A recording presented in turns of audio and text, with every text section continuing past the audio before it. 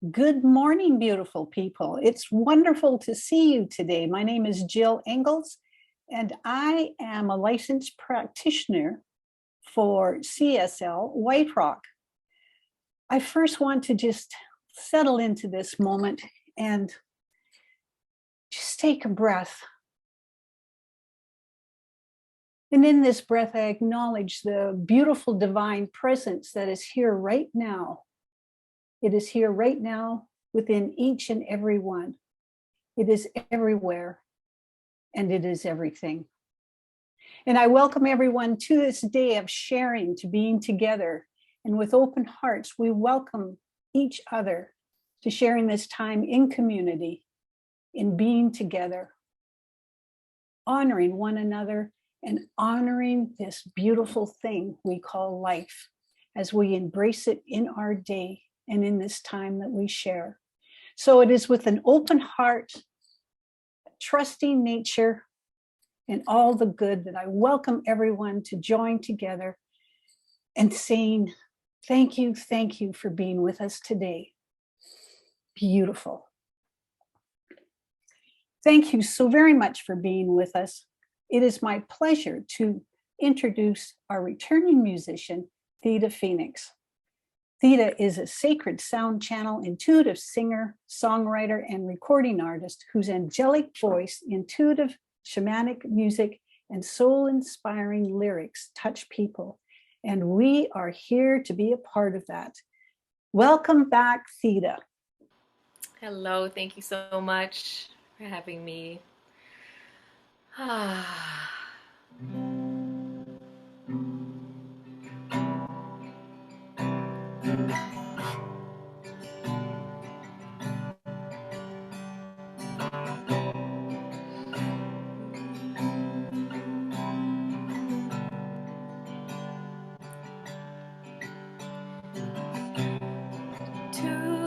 Today we are so blessed to have this moment together to share our hearts, to open wide and heal our pain, and let our hearts smile. Gathering now, we are supported together. We can heal and feel and celebrate the divine gift of all of this life, this spirit, this one.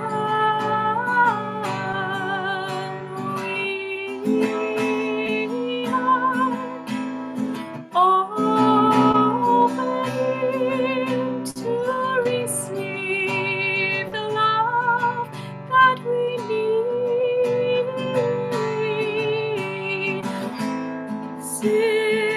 Singing from our hearts, we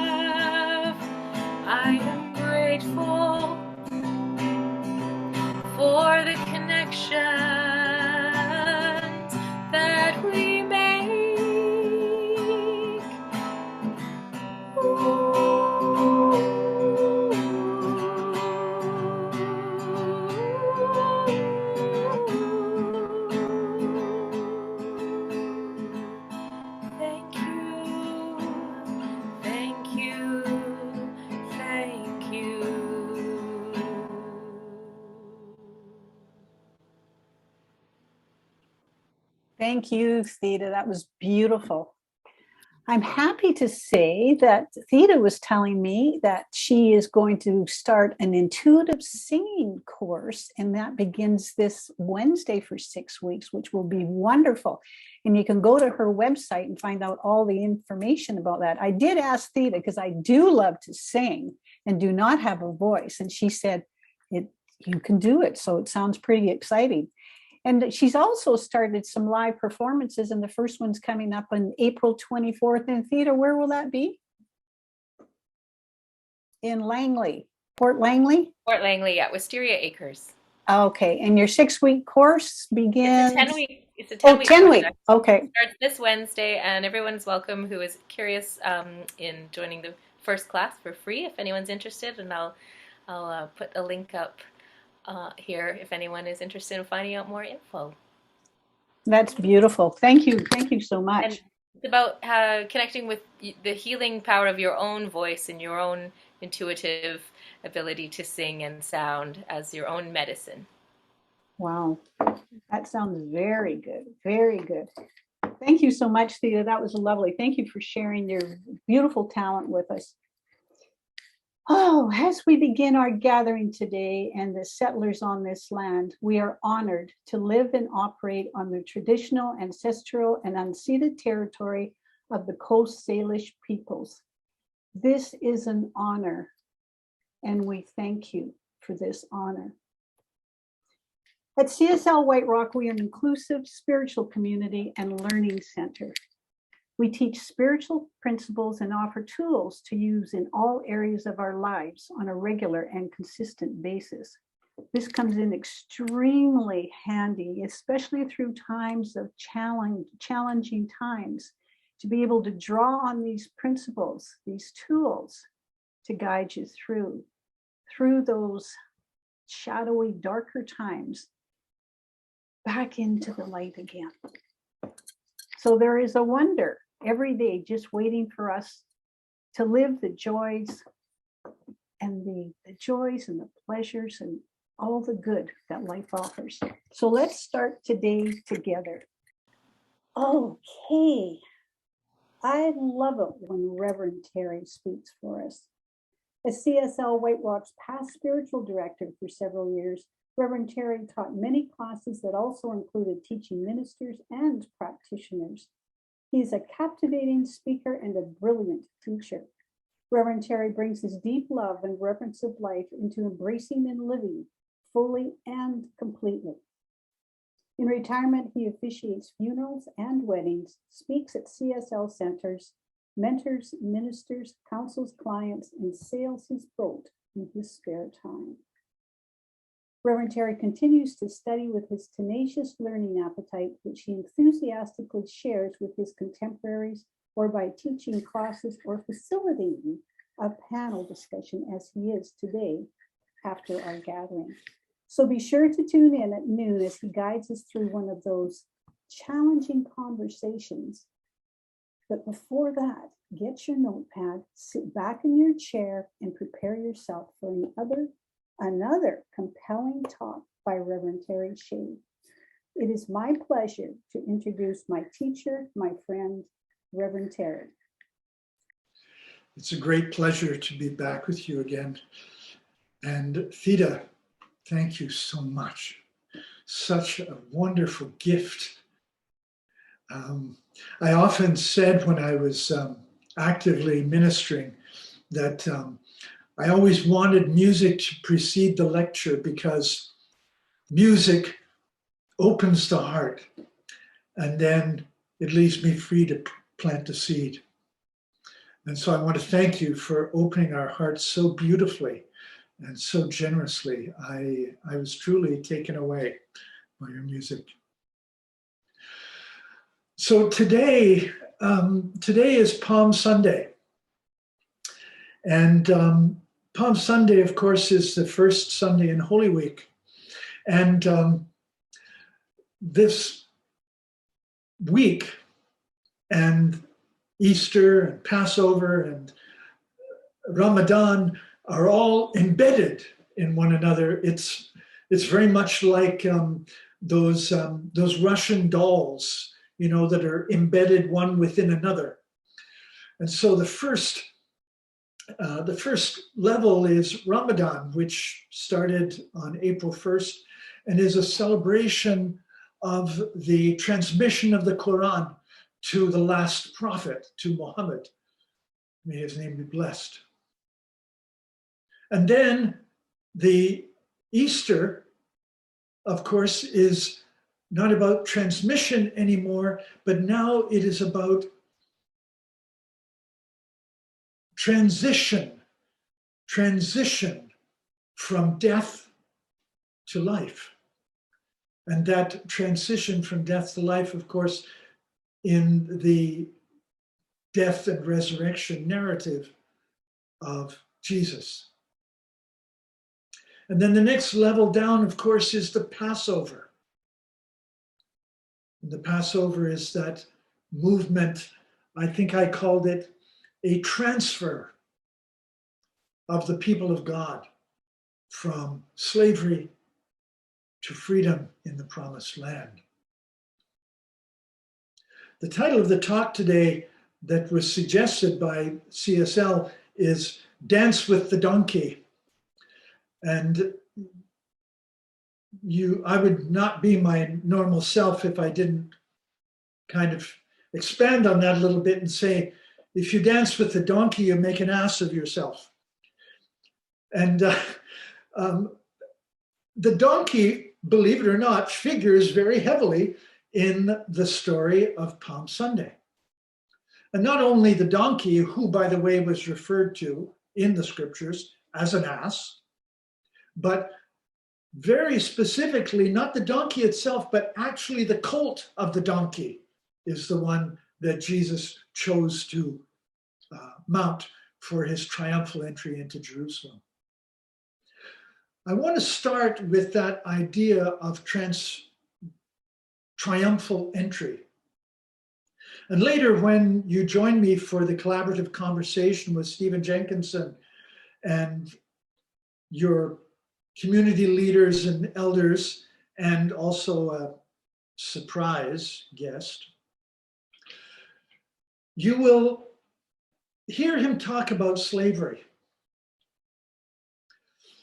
And the idea of slavery itself, that movement from slavery in Egypt, or slavery to death, or slavery to ignorance, that is part of the message of Ramadan. That passage is critical in one very specific idea.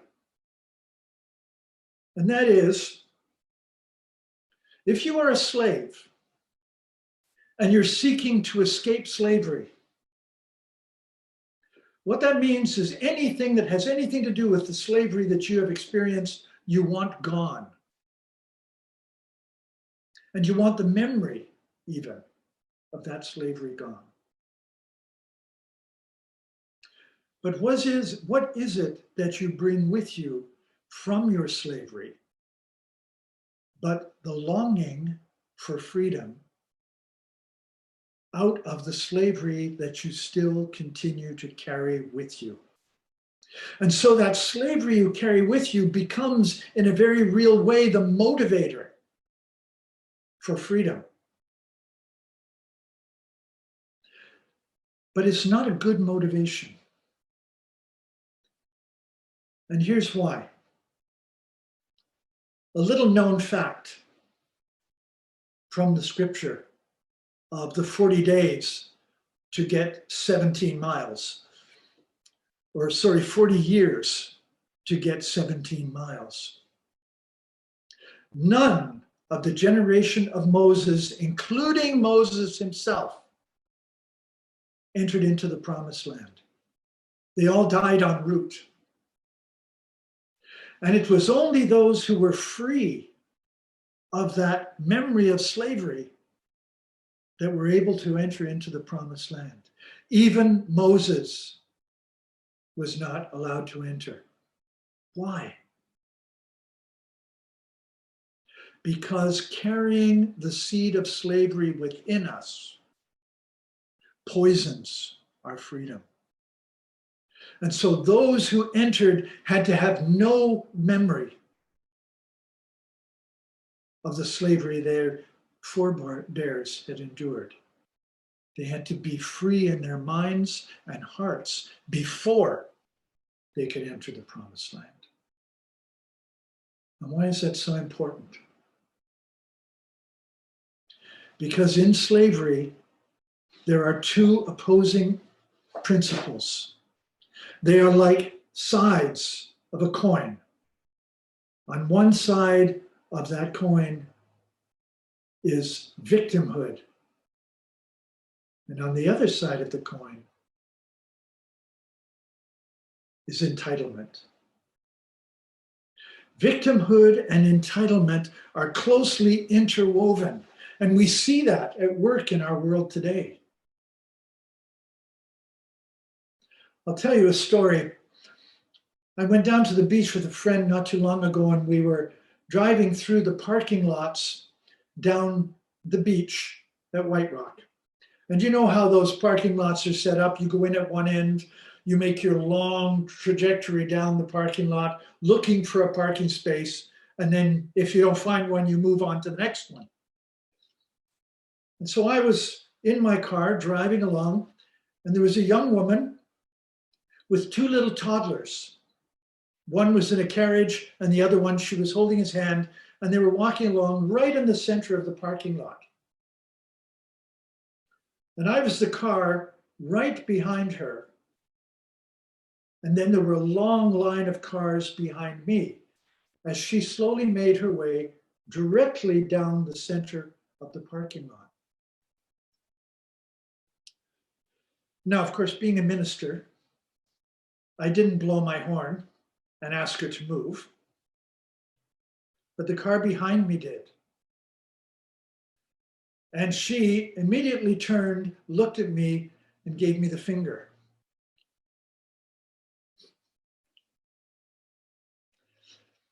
Now, I thought to myself, she was the victim of someone telling her to move out of the way. But she was also operating out of entitlement to be where she was with her children, doing what she wanted to do, moving at the pace she wanted to move at, and the fact that there was a line of cars behind us. Tough luck. It's that mentality that we're seeing everywhere. It's poisonous. It's invisible for most of us. It's certainly invisible when it's within us. So that donkey that we dance with is the donkey of our own limitation. St. Francis of Assisi referred to his body as his donkey, the one that not only that didn't carry him, but he actually ended up having to carry. And there's a wonderful story about that wonderful wise and holy man, Nasruddin, who watched a man carrying his donkey because the donkey was tired. We carry the donkey of our limited consciousness with us in so many ways. Today, I'm talking about this book. Whoops, how do I get it to? There we go. Come of Age by Stephen Jenkinson. My friend David Leonard christened him Joyless Jenkinson. He's someone you either love or hate. I happen to love him. And I think he's not entirely joyless, but he's not your warm and fuzzy.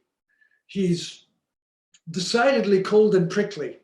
And if you tune in this afternoon for the collaborative conversation, I intend to introduce you to him in about a 10-minute video where he talks about aging and death. We live in an interesting time in the sense that there are more elderly people alive on our planet than ever before. The majority of most European countries are elderly people. People who we would term perhaps elders, but who might in fact just be old. And so Stephen Jenkinson's idea of elderhood, and as he calls it, a case for elderhood in a time of trouble, is a remarkable book, and I think a very timely one, and one that I think would be truly a source of inspiration for Centers for Spiritual Living. There's no doubt about the fact that our communities are older, and that speaks well for who we are. Because what it does is it speaks to the fact that at this point in our lives, we are actually thinking about our end days.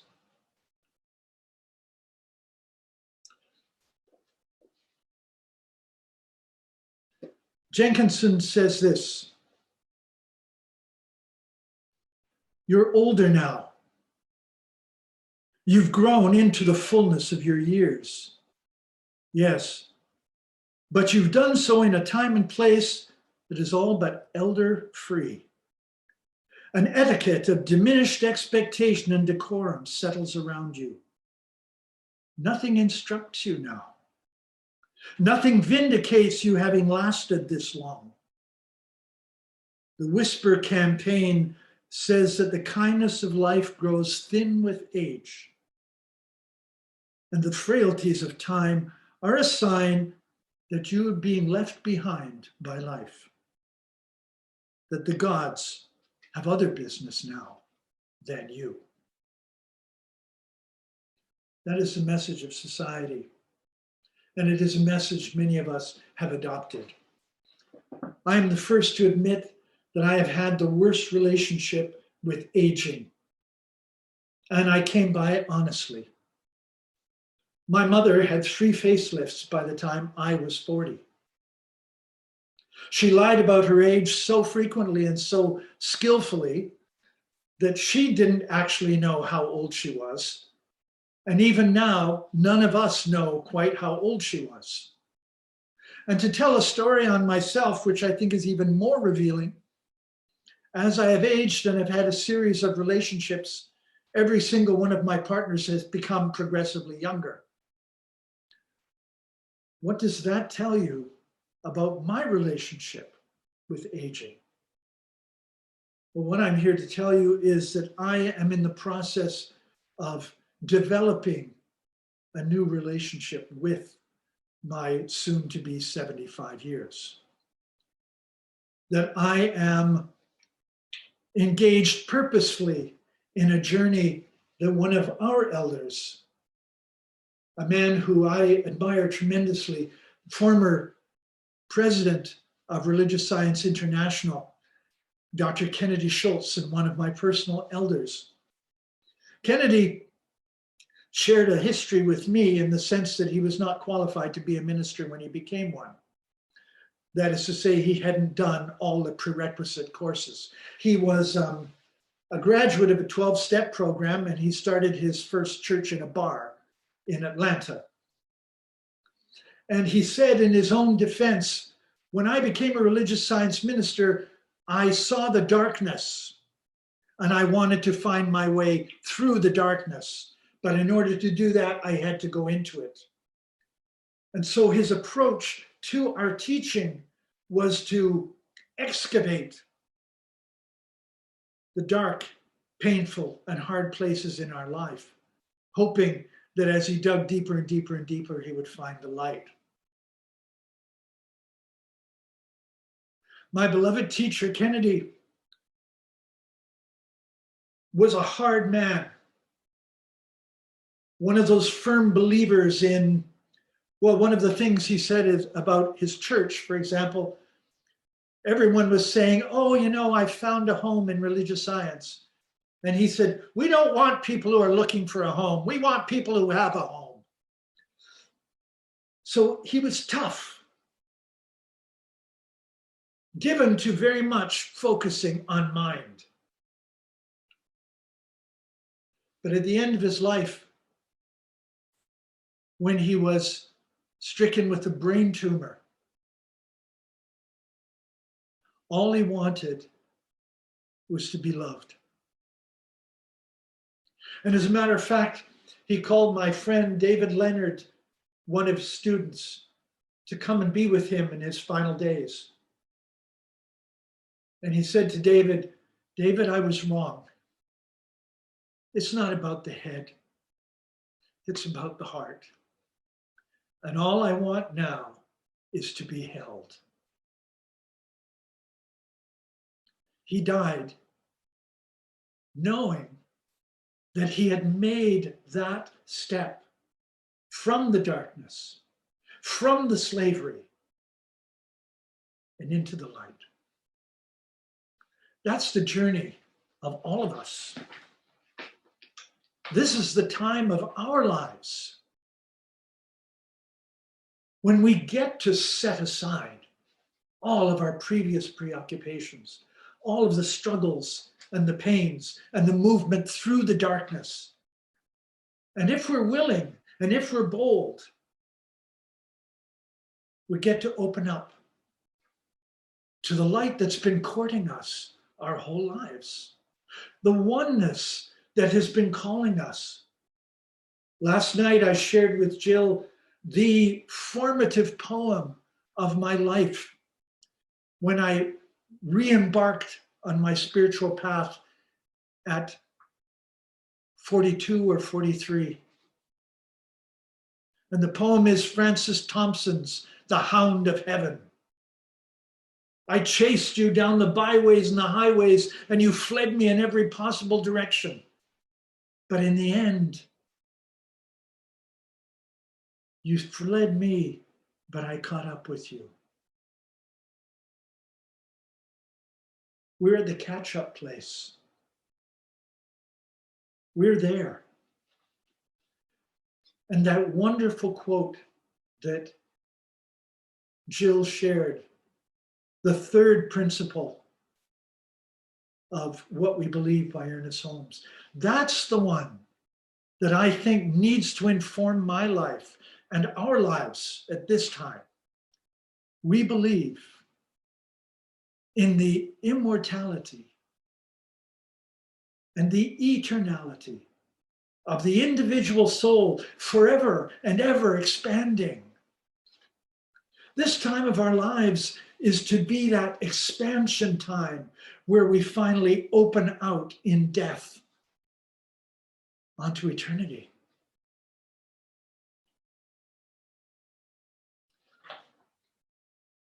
Ebenezer Scrooge. Now this is a big segue. Ebenezer Scrooge at the end of the Christmas Carol.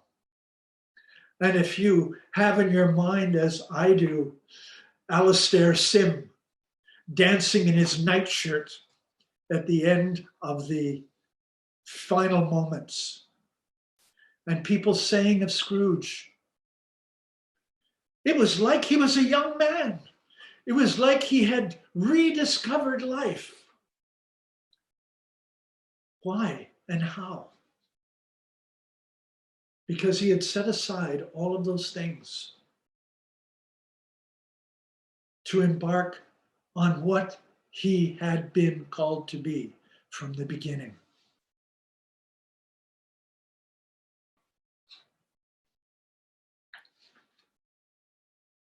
Redemption. Our redemption is self-made. We do it to and for ourselves. No one does it for us. There are habits of the heart, and they are often broken in crude ways. Mercy being what mercy is, infirmity will break these for you. In the sway of all that loosening of the old ties, it might not have come to you yet. That you lasting this long with all of its allegations of loss is the mercy you are seeking. It isn't all goodness and light, I can assure you, mercy. But it is a faithful sign that you, growing down into your age, is there, pending, hovering, possible. And for the sake of the young people around you, it is mandatory. Your aging, you see, is not coming to you. You are not its recipient, its victim. It's not inflicted upon you any more than the quiet, enduring presence of the reasons for your birth and your life were inflicted upon you. Neither its master nor its teacher, you are age's practitioner now. Your aging is coming to those who attend to your later years. It's coming to the younger people around you. It is one of the examples that they will bring to their aging time. Your aging, its meaning and purpose is happening to them, not to you.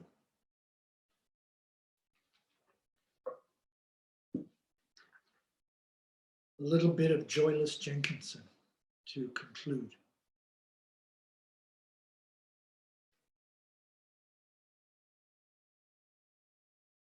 It is my belief that we are on the cusp of something wonderful.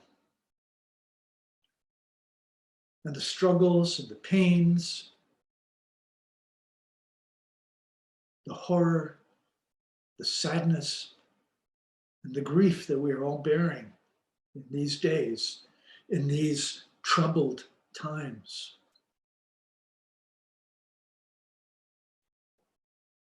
They are the dark that precedes the dawn.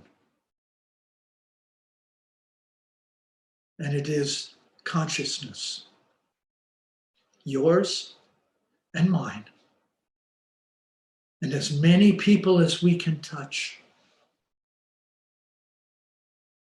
that are the harbinger of the time to come. I bless you on your path.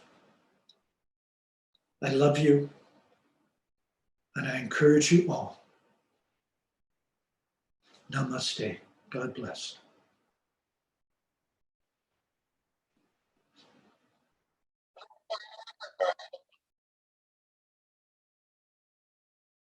I'm going to listen on yours.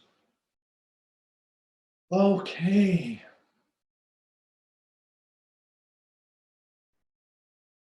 I invite you to join me in this moment in knowing with absolute conviction and certainty the goodness of your life. Knowing the power that you are. Knowing the presence of the one that you express.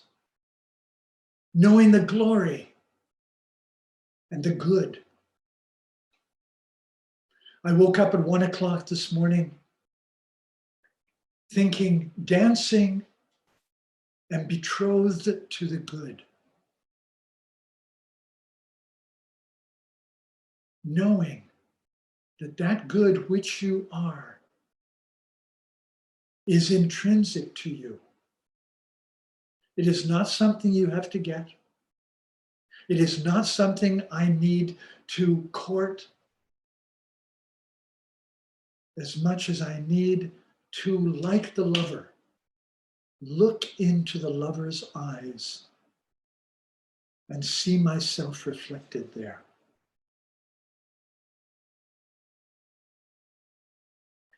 The blessing, the glory, the good, and the love that is my life is unfolding with ease and grace. The mercy that I seek, I am. Blessed am I this merciful, for I shall obtain mercy.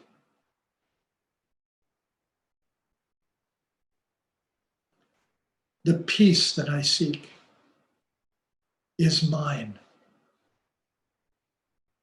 I offer peace, and I get peace in return. I offer blessing, and I receive blessing in return.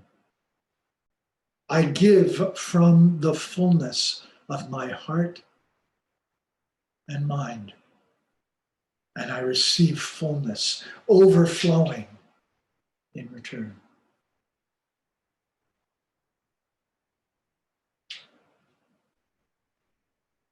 I am grateful to know this truth and to live it freely and joyously.